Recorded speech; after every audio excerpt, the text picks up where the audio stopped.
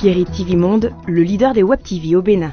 Bonsoir à tous, bonsoir à toutes et merci de prendre le rendez-vous de l'information sur Guérit TV Monde au soir de ce mercredi 19 mai 2021.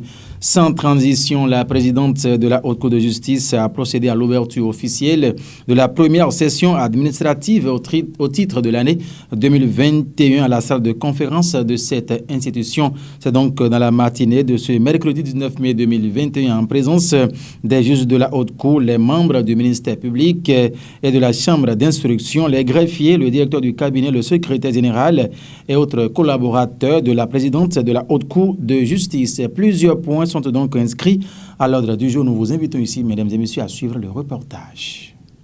Monsieur le juge à la Haute Cour de justice. Après avoir reconnu et salué la présence effective des juges de la Haute Cour, des membres du ministère public et ceux de la Chambre d'instruction, des greffiers, du DC, du SG et d'autres collaborateurs, la présidente de la Haute Cour de justice, après vérification du quorum par le secrétaire général, rappelait le bien fondé de cette session administrative qui s'ouvre. La Haute Cour de justice tient des assemblées plénières, des audiences et des réunions administratives. La présente session, la toute première de l'année 2021, se réunit donc en conformité aux textes qui régissent la haute juridiction. À l'ordre du jour, plusieurs points sont inscrits. Qu'il vous souvienne qu'en décembre 2020, la Haute Cour de justice a organisé, en partenariat avec l'Académie des sciences constitutionnelles, administratives et politiques, un colloque international à Cotonou sur le thème « Responsabilité civile et pénale des membres de l'exécutif devant les juridictions nationales en Afrique francophone ». Ces assises, à n'en point douter, ont renforcé la visibilité de notre institution. Au cours de la présente session, un compte rendu sera présenté sur ce colloque. Nous allons procéder à la présentation et à l'installation du nouveau juge et du nouveau procureur général près la Haute Cour de justice. Nous procéderons ensuite à la présentation du nouveau personnel judiciaire et administratif avant d'adopter le projet de compte rendu de la session administrative du 24 juin 2020. Présenterons aussi les grandes lignes du plan de travail annuel exercice 2021 de la Haute Cour de justice. Rappelons que cette rencontre statutaire de la Haute Cour de justice se tient conformément à l'article 16 du règlement intérieur de la haute juridiction et au rang des points inscrits à l'ordre du jour, la présentation du nouveau président de la Cour suprême, ancien procureur général près la Haute Cour, suivi de son installation en qualité de juge de la haute juridiction.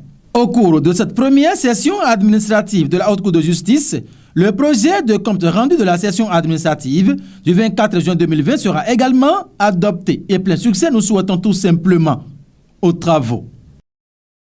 Conformément à la Constitution en République du Bénin, le président Patrice Talon, candidat à sa propre succession réélu à l'issue du scrutin présidentiel du 11 avril dernier, sera donc investi dans ses nouvelles fonctions le dimanche 23 mai prochain. À quelques jours de cette cérémonie d'envergure en République du Bénin, Hachim Soton, Kabiru Adiadi ont tendu leur micro au maire de la commune de Sakété, sans oublier la deuxième adjointe au maire de la commune d'Ifanye. Suivons ici leur avis sur cette cérémonie d'investiture.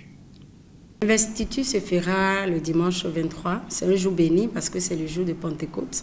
C'est une joie pour nous d'aller réinvestir notre président que nous avions élu. Nous avons travaillé pour son élection, pour son duo, et sa colistière, Mme Talata. Et nous mettons ces deux candidats que nous avions élus sous la protection divine. Que Dieu les accompagne pour pouvoir réussir brillamment leur quinquennat. Tel que notre Constitution l'a statué, le chef de l'État doit prêter serment pour marquer le début de son action quinquennale. Et ceci est prévu selon la Constitution du décembre 2019 pour le 23 mai prochain. Et ce serment aura lieu et ça se passera dans les règles de l'art. Cette édition se poursuit et ce récit de Ida Sagbo que nous vous invitons à suivre parle de ce jeune du parti Union progressiste au niveau de la 21e circonscription électorale, précisément au niveau de la commune de Sakété, qui est donc proposé pour le prochain gouvernement du président Patrice Talon. Suivons, mesdames et messieurs, ensemble le récit. Prochain gouvernement du président Talon, un jeune UP de Sakété proposé. Le 23 mai prochain, le président Patrice Talon prêtera serment devant la représentation nationale.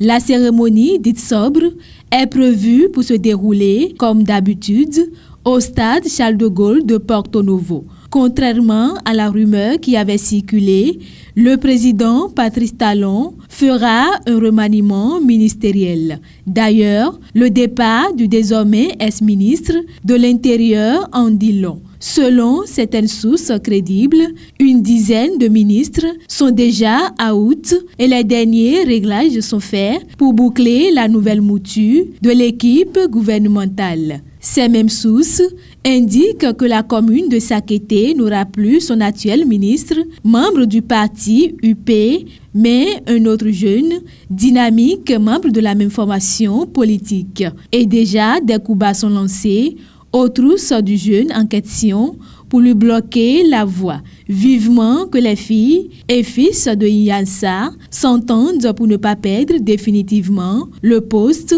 au profit d'une autre commune. Restez toujours avec nous, Ida Sagbo. Nous allons cette fois-ci vous suivre dans ce récit, cette fois-ci qui retrace, parle un peu de l'absence remarquable de l'ancien député à l'Assemblée nationale, ancien questeur natif de la vallée de l'Ouémé, Saka Fikara. Que devient donc cet ancien député de l'Assemblée nationale? La réponse, c'est à travers ce commentaire. Absent de la scène politique, que devient Saka Fikara?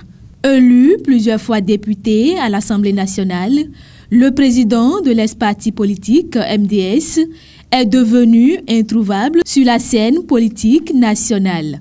Lui qui était pourtant l'un des rares députés qui séduisent au Parlement par leurs interventions, a-t-il raccroché? Non. Saka Fikara, puisque c'est de lui qu'il s'agit, est bel et bien présent au pays. Ancien questeur de l'Assemblée nationale, l'on se demande ce qui a pu faire disparaître le fils de Dangboké pour qu'on l'entende plus. Alors qu'il avait été candidat sur la liste des FCBE lors des dernières élections communales et municipales, il est élu conseiller communal dans l'arrondissement central et n'a pas démissionné au profit de son suppléant comme certains le pensaient. Malheureusement, l'homme ne s'est pas du tout montré pendant la présidentielle du 11 avril dernier, malgré que son parti FCBE a présenté un duo qui a affronté celui du pouvoir. Est-ce à dire que l'ancien député se retire peu à peu de la politique ou va-t-il reculer pour mieux sauter? Difficile de répondre, mais une chose est sûre, Saka Fikara est un animal politique pour qui connaît bien son histoire. En 1991, il était suppléant de l'ex-ministre du Plan, Feu Robert Taillon, avec qui il ne s'est plus entendu, d'où la création de son propre parti politique. Il est d'ailleurs le seul fils de la vallée de l'Ouémé, président du parti ayant réussi à se faire élire lors d'une élection législative. Va-t-il bientôt rebondir ou c'est déjà la retraite politique? Wait and see. Merci à vous, Ida Sagbo, pour ces différents récits. La dernière ligne droite de cette édition s'intéresse à la une du quotidien Maison, le quotidien La Guérite. La Guérite qui a donc titré en manchette ce matin, campagne de réparation gratuite des fistules vésico-vaginales chez les femmes porteuses. L'hôpital El Fateh, la fondation Myriam et l'ONG Inawel font œuvre utile. C'est une information à retrouver en page 3 du quotidien La Guérite dans sa livraison de ce jour. Autre titre ce matin. Prochain gouvernement du président Talon, Un jeune UP de Sakété est proposé. Pour en savoir davantage, procurez-vous du quotidien La Guérite dans les kiosques. Et vous allez donc en savoir davantage. Absent de la scène politique, que devient Saka Fikara? C'est une interrogation qui se lisait donc à la une du journal La Guérite dans sa livraison de ce jour, dont les réponses sont donc à retrouver en page 5 de sa livraison de ce jour. Et voilà, mesdames et messieurs, ainsi donc se referment les portes et fenêtres de cette édition sur Guérite TV Monde au soir de ce mercredi 19 mai 2021. Toute l'équipe de préparation, de réalisation et de sa présentation vous remercie infiniment pour votre sympathique attention. Rendez-vous demain jeudi par la grâce de Dieu. Nous allons encore nous retrouver pour une nouvelle session d'information. Portez-vous bien, mesdames et messieurs. Au revoir.